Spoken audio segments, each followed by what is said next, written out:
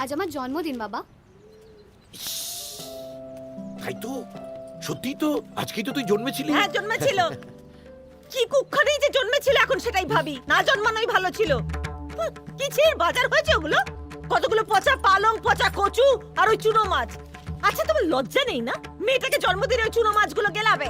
আচ্ছা কি আশ্চর্য, আজকে যে মল্লির জন্মদিনটা কি আমার খেয়াল ছিল না? কেন খেয়াল থাকে না কেন? খেয়াল থাকে নাটা কেন? মেয়ের বাপ হচ্ছে, মেয়ের জন্মদিন মনে রাখতে পারো না? মনে ছিলেন না তো, মনে করিয়ে দেবে তো। ওফ মা থাক না, সব সময় কেন এরকম বলো চুপ কর তুমি? তুই। কিছুই ওনার মনে থাকে না। সংসারে কোন দিকে খেয়াল রাখো তুমি বলো তো? আমাদের সুখ স্বাচ্ছন্দ্যের দিকে এতটুকু খেয়াল আছে তোমার? আমাদের কি ইচ্ছে করে না একটু ভালো মতন বাঁচতে? বিয়ের পর থেকে একই রকম দেখে আসছি, একই রকম। সব সময় খালি নেই নেই নেই নেই, টাকা থাকলে হার কেপনের মতন একই রকম কথাবার্তা। কেন আমাদের কি ইচ্ছে করে না ভালো মতন আর পাঁচজনের মতন বাঁচি? সুষমা আবার হ্যাঁ